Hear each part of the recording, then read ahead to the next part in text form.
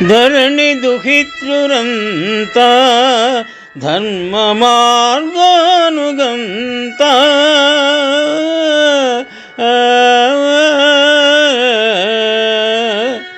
నిరుపమన ఏకాంత నిర్జరాతి హంత గురుబుధ సుఖకర్త కుంభినీ చక్రవర్త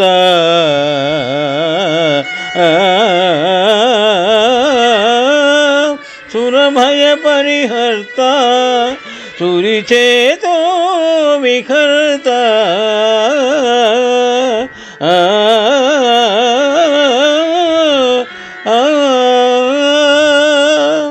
పోతన మహాభాగవతము సప్తమ స్కంధము నుండి ఈ పద్యము గ్రహింపబడినది.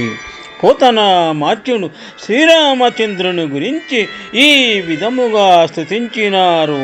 పద్యభావము: పరమపావని సీతకు ప్రాణవల్లభుడవైన వాడా రామచంద్ర, అతి కఠినమైన ధర్మ మార్గము ఆచరించి చూపిన ఆదర్శమూర్తి, నిరుపమానమైన నీతి పదములో నడచినవాడా, నిశాచరులను నేలకూల్చిన వీరాధివీర, గురుజన సుఖదాయక, భువనములకు అధినాయక, అమరులకు అభయమిచ్చి ఆదుకొన్న ధీరమూర్తి, వివేకవంతుల హృదయాలలో విహరించే స్వామి శ్రీరామచంద్ర, నీకు నమస్కారమని పలు విధములుగా సహజ పాండితి ప్రకర్షుడైన పోతనామాత్యులు స్తుతించినారు.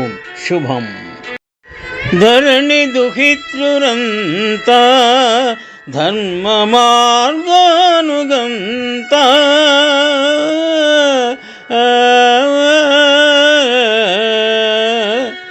నిరుపమన ఏకాంత నిర్జరాతి హంత గురుబుధ సుఖకర్త కుంభినీ చక్రవర్త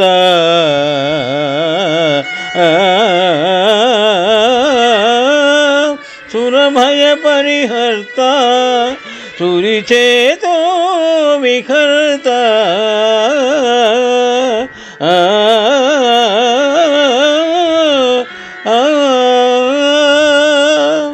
పోతన మహాభాగవతము సప్తమ స్కంధము నుండి ఈ పద్యము గ్రహింపబడినది. పోతన మాత్యుడు శ్రీరామచంద్రుని గురించి ఈ విధముగా స్తుతించినారు. పద్యభావము: పరమపావని సీతకు ప్రాణవల్లభుడవైన వాడా రామచంద్ర, అతి కఠినమైన ధర్మ మార్గము ఆచరించి చూపిన ఆదర్శమూర్తి, నిరుపమానమైన నీతి పదములో నడచినవాడా, నిశాచరులను నేలకూల్చిన వీరాధివీర, గురుజన సుఖదాయక, భువనములకు అధినాయక, అమరులకు అభయమిచ్చి ఆదుకొన్న ధీరమూర్తి, వివేకవంతుల హృదయాలలో విహరించే స్వామి శ్రీరామచంద్ర, నీకు నమస్కారమని పలు విధములుగా సహజ పాండితి ప్రకర్షుడైన పోతనామాత్యులు స్తుతించినారు. శుభం.